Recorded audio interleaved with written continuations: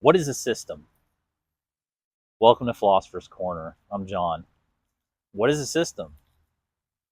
By definition, a system is a group of interrelated, interdependent, interacting elements of a complex whole. I mean, it sounds a lot like life to me, right? You have cause and effect, and you have elements, in this case, individuals, interacting with a complex whole. We'll take it from there. We'll take it from the normal definition, right? A little background: I do have a systems engineering degree. I got that at the United States Military Academy at West Point, that's what the fancy ring is for. I got a degree in systems engineering and philosophy, which to me were basically the same thing. One was the engineering side, and one was like the intellectual engineering side. So, interestingly enough, systems is sort of my area of specialty, whether it's engineering or the liberal arts humanities side.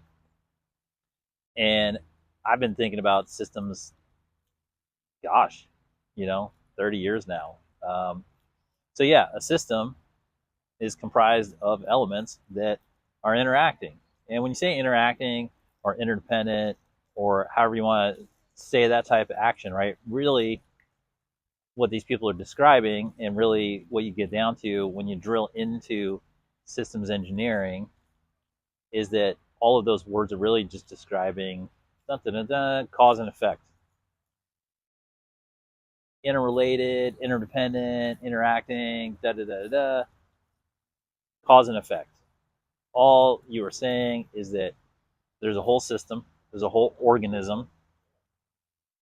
and we'll say, for conceptual reasons, we'll just say, imagine that any system is a sphere, right? Or in 2D language is a circle. We'll even bring it down lower to our dimension, right?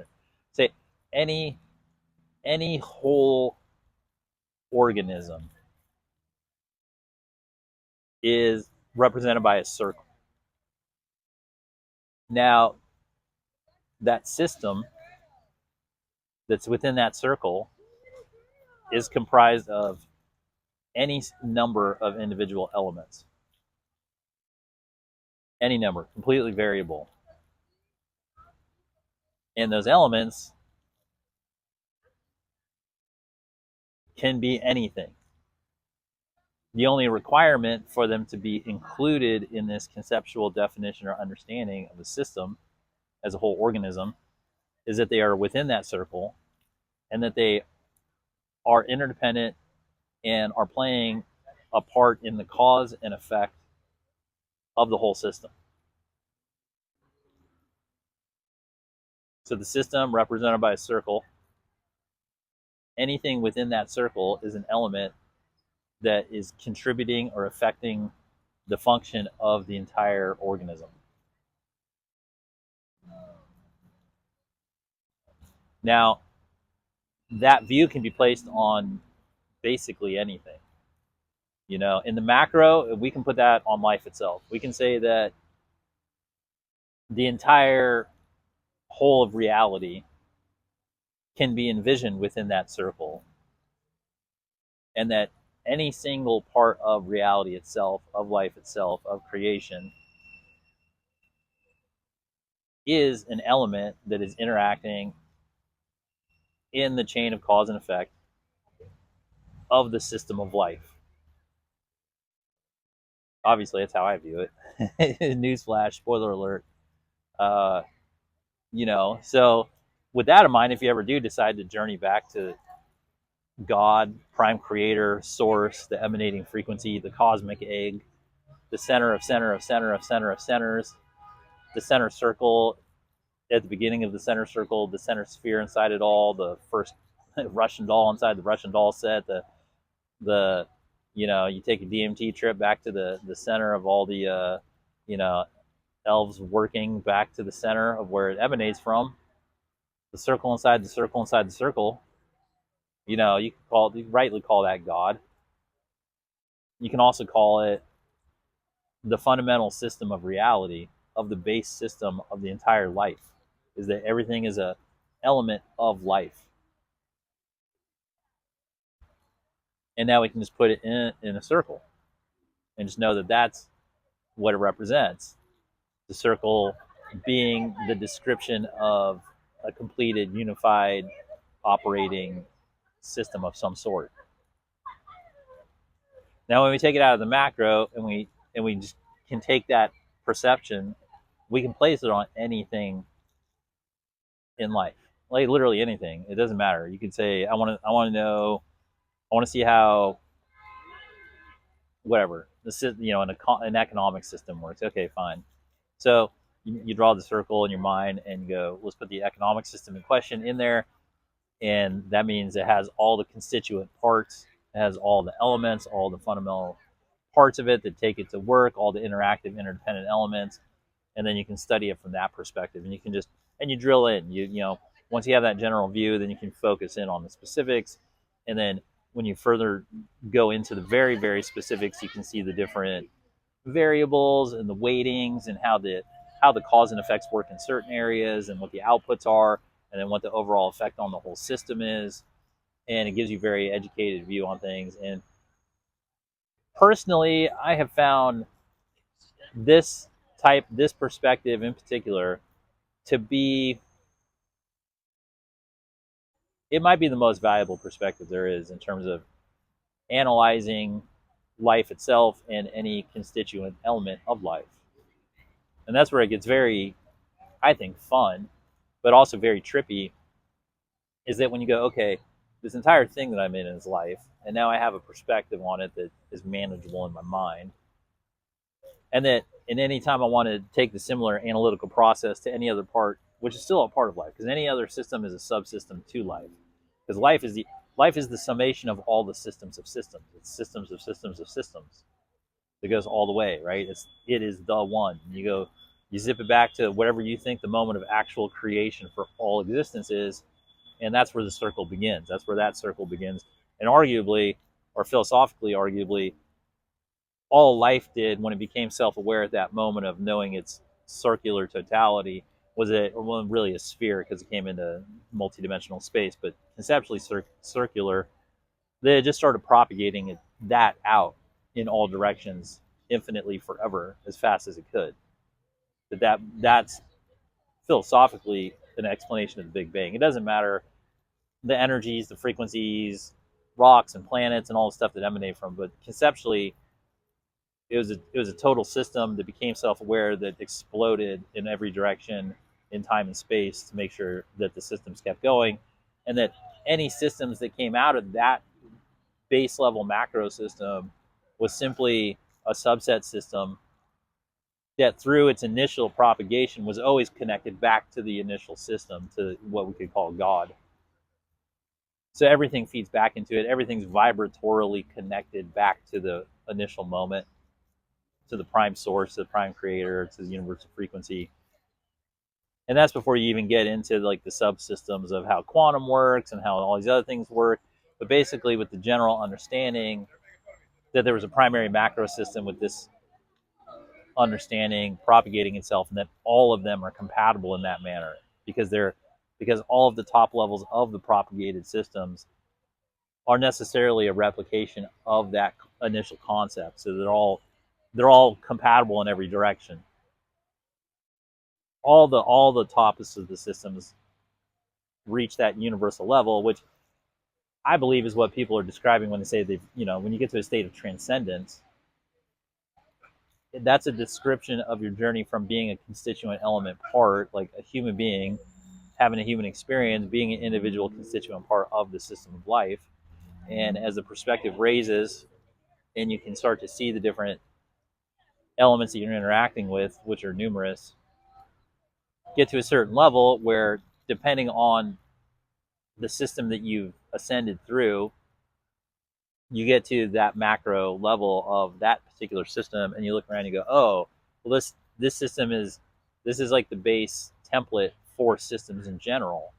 Oh, well, where'd that come from? And then you backwards engineer that to the propagated the interconnected propagated systems that go back to the initial primary system, which is God, then you go, oh, okay, that makes sense. And then you look around and go, okay, well, I guess transcendentalism.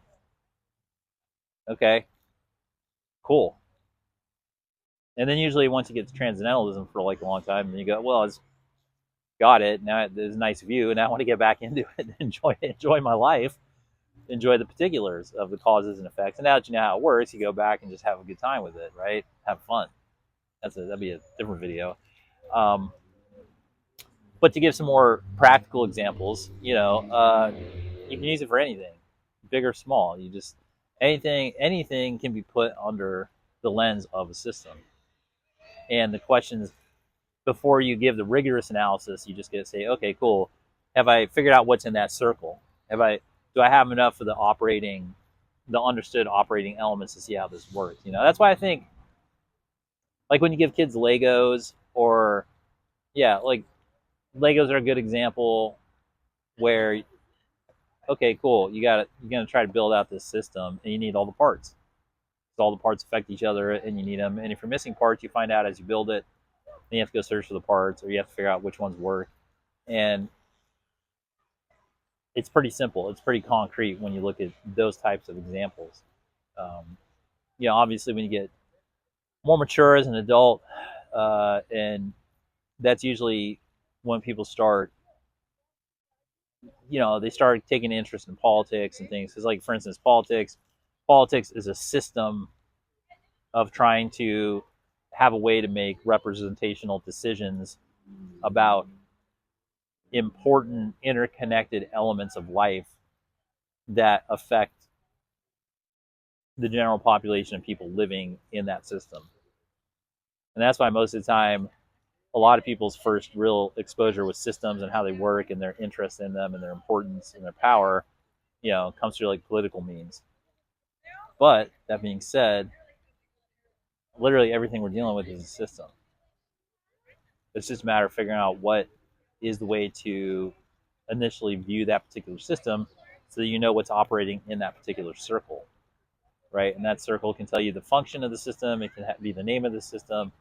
It can be the output. It can be the general output, and it can be whatever. And you get to experiment with it, which is fun. I mean, you could look at a lake and go, "Oh, well, I'm going to treat this lake as a system, right?" And then, because you say ecosystem, well, an ecosystem is a collection of systems, right? Ecosystem is trying to describe the biological habitat of Earth and its commensurate elements, right? So, but if you zoom in, but an ecosystem on the macro consists of everything, right? All the lakes, all the oceans, all the dirt, all the air, all the everything. But if you want to zoom in, you go, okay, let me look at the lake. Okay, cool. We're gonna look at this lake as its own ecosystem, and then you go, oh, well, there's like so many animals and so much water and so much air and so many elements and like so many seasons and da da da da, and then you can build out a model of it, and you have a good operating model of what that system is. All with the understanding that it is a sophisticated, complex whole unit when looked at such of itself, comprised of all these constituent interacting elements. Now, I believe that every human brain has that innate understanding in it, because I think that was one of the evolutionary gains that we made as a species, like living amongst animals as animals for a long time, and then activating our brains so that we can start to come up with these concepts. And I do believe that the understanding of nature and life as a system was the primary intellectual advancement of the human species that allowed us to start managing things and start seeing ways out of sort of like the web of the law of the jungle. I think that is what, when we were able to start doing analysis of, going beyond just hunter-gatherer things, being able to start seeing the elements of the natural system that we sort of wanted to take conscious control of, and start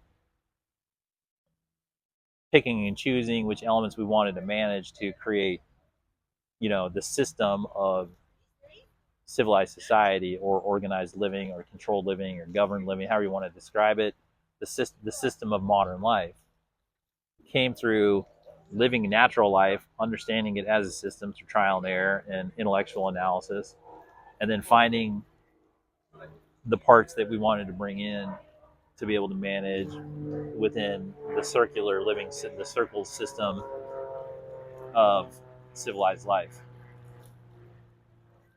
And then, of course, within that, innumerable systems within that.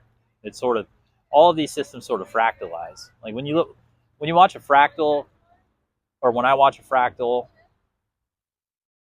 I'm mainly just seeing systems. They're just like, those are visual representations of all of the interconnected systems.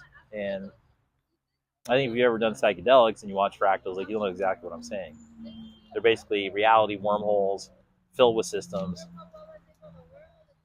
And I think that is the main, I think it's the main conceptual understanding and linkage of the entire universe. It's just that everything's interconnected systems, and it's sort of a fail-safe, because you got to think from the perspective of, if you're propagating the initial system in the void, probably the primary engineering requirement at that moment is just to ensure that it never ceases. Because if you don't know how you came into being out of the void, your probably number one priority is going to be just to make sure it keeps going. And so you would want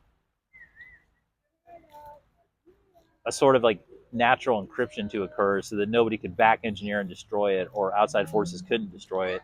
So if you can make infinite, eternal, interrelated systems where people don't, no constituent part can ever figure out every interdependent part of the system, so that it fractalized itself, it would be unbreakable.